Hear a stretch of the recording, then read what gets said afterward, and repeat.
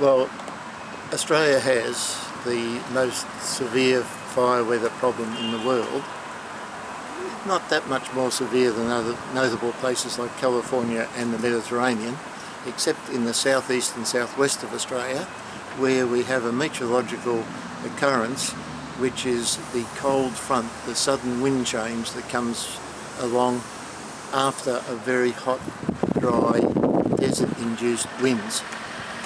The thing that makes our problem the worst is the sudden wind change after very hot, dry desert fire winds that we get here, known as the north wind. It's known as the Santa Ana wind in the United States, but they don't get that sudden change of wind. And it's very important. For example, 46 of the 47 people who died in Victoria on Ash Wednesday died on the passage of the wind change or soon after. And the amount of country that's burnt increases greatly on that wind change. So that really, unfortunately, gives us the most difficult problem in the world. Well, of course, Gippsland is, not only does it get the wind change after the very hot, dry north winds, but it has prodigious fuels, so the heaviest fuels that we have had here for 30 to 50,000 years. We've never been in a more dangerous environment than what we are now. It means that unless we deal with it, or sooner or later, we're going to suffer a fire catastrophe that I suspect will probably be bigger than the ones we had in 1851, 1939, 2003, 2006, 7 and 2009. We've been warned so often. I rather think that Huey will actually give up giving us warnings and actually do something about us.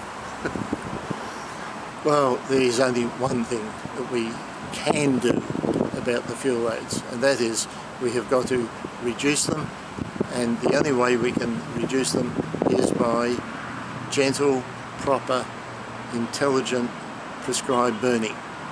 Exactly what the indigenous people did before European settlement.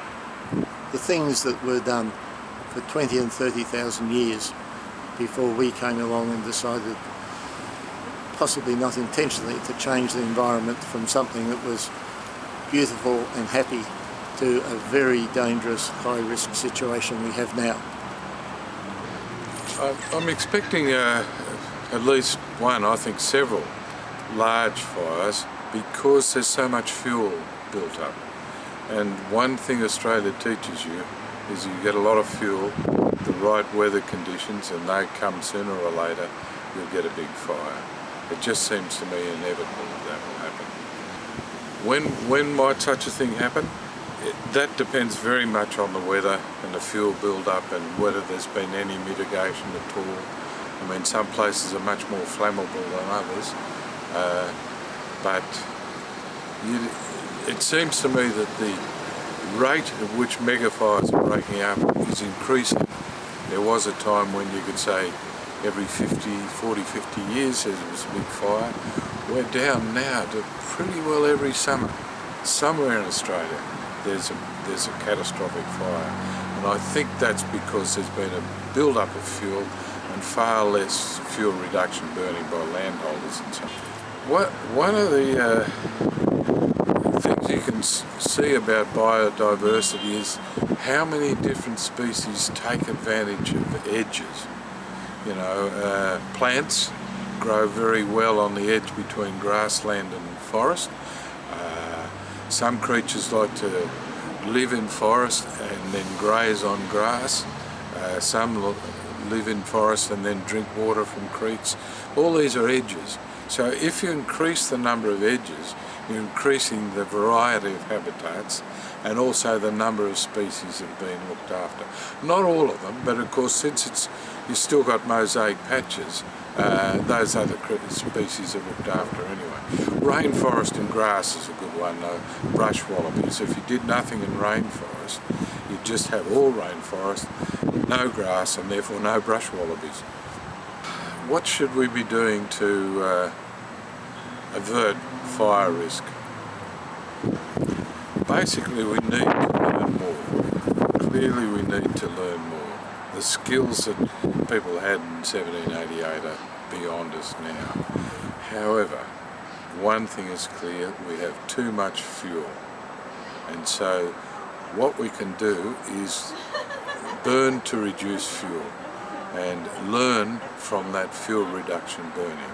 We can learn a lot from Western Australia, which was doing it very successfully for a long while. Learn their sort of skills, learn from Aboriginal people, learn from local people, especially the older people who used to do it before they were stopped, and using that basis, go through trial and error. We'll make mistakes, but we ought to be able to build on that learning and get better and better and better at it. Every society goes through a learning curve, doesn't it? Aboriginal people did it, and I'm sure we can do the same thing. Well, look, before you can do anything to the high country, there's got to be a much more mature debate had in public about what we want of the high country. At the moment, it's going to hell in a handcart. It's being destroyed before our very eyes. We're losing it, and we're losing it at a rate from which it will be unrecoverable if it's not already. So the most important thing is to settle what it is we're looking at.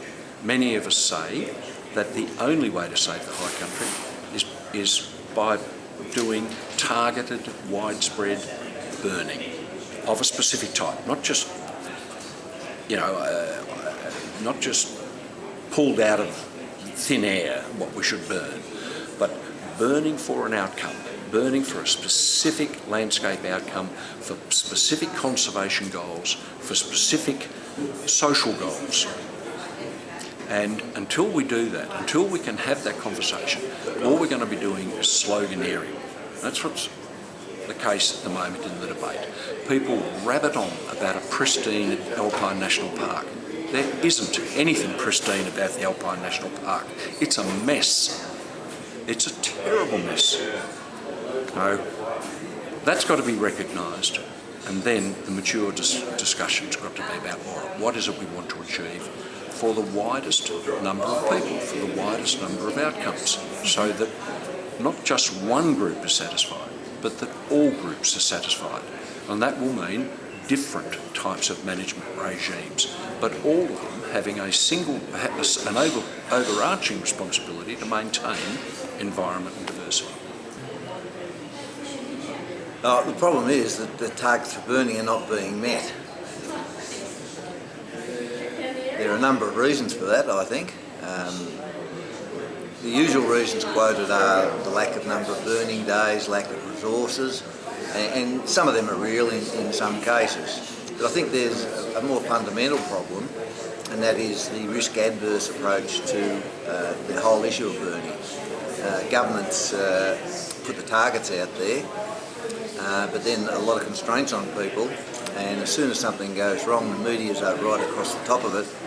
And so in the end, people start to wonder whether it's worth trying to achieve the targets when all they do is get into trouble as soon as something goes wrong. I think there's a number of solutions, and one is to start having a look at the way in which we burn so we can extend the seasons.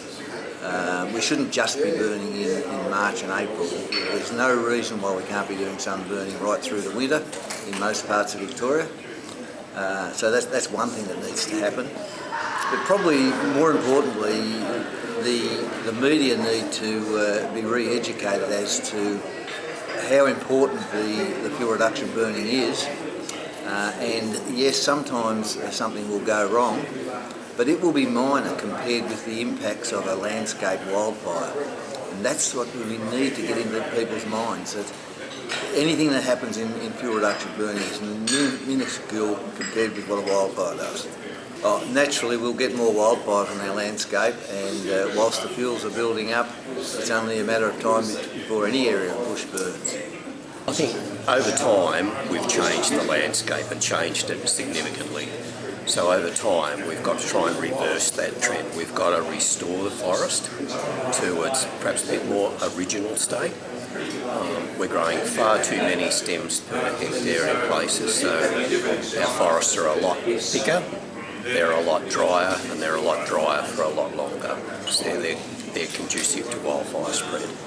I think a forest restoration process, and we've got to look at a different model to manage our forests, something like a net present value model, something like that that takes into account all these aspects and what we want it as society moving forward. We want it safer, we need it for food security, and we need it for the timber industry. How we model that, biodiversity, how we model that and come out and don't sort of treat it on a piece by piece approach. Look at an overall, how can I say, an overall landscape view instead of just saying, well, we'll do something to this little patch. So a net present value and how we come out the other end in time and carry those values forward.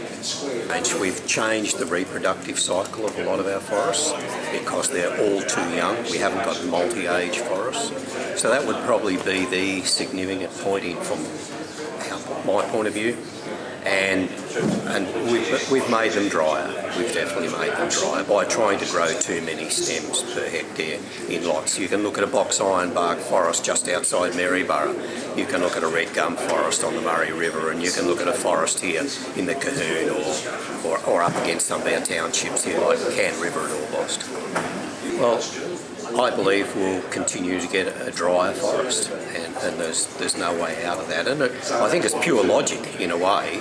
It's like putting 20 tomato plants in a tiny little pot. They'll grow for a start really well, and then they run out of moisture really quick, and they just don't evolve any further. So everything's a net loser, the way I see that.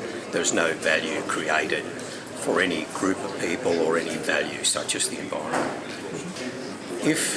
If we don't change what we're doing and look at it, going forward I believe you put certainly a large component of food security at risk, because our industry depends on public land about 70 or 80%. So without it, you haven't got an industry. And then if you haven't got our industry, where's the almond industry grow? $500 million farm gate value, what's it do? No bees, no almonds. So there is significant risk, and just to our well-being as a human race.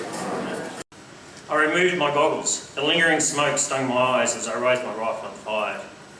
I shot the cow, then the calf. I had to. They could walk no further. I continued on to the wire paddock. The scene was total devastation. Hundreds of animals lay dead, scattered across the paddock and roadside as they tried to flee. So much for the plough lines. Whole paddocks wouldn't have saved them. The force of the fire had blown the roof of the hay shed and sent it several hundred metres down the road. The stock agents were the first to arrive. Elders, Landmark, Wyndham's and Fulgrave, to name a few. From Orbost and Bairnsdale they'd come. There was none of the easy-going banter. They simply pulled out chains and, using their vehicles, pulled the dead animals to a central spot for burial at a later date. The next couple of days were spent searching for and removing dead and injured animals. Hasty repairs to yards were done so that those healthy enough to travel could be sent away to adjustment wherever they could be found. Tales from the neighbours emerged. Blue had lost his house. He and his brother David had received a frantic call over the two-way. Get out! The whistling they could hear that sounded like an old kettle on the stove was in fact the outside gas cylinder venting from the heat. The promised fire trucks had all been pulled out early in the day. Bill Nixon was saved by sheltering behind his grater blade. He was more concerned about losing his hat that had caught on fire than the house he was trying to protect. Bruff Rogers lost very few cattle. He'd placed them in an area of bush that he'd burnt the winter before. He'd burnt an area that had not been burnt for years, and the authorities had no interest in burning it. It was August, and he made the decision to light up this area knowing that the fire was dry enough to burn and could not get out of control. He went to court and paid a fine for that fire. Layton confided it was the cheapest fine he'd ever paid in his life. He still had all his cattle. The shiny fire trucks are parading up and down the road, as if they actually did something. But they didn't leave the road. Even if a spot fire sprang up in some of the few unburnt areas, it was up to the locals to put them out.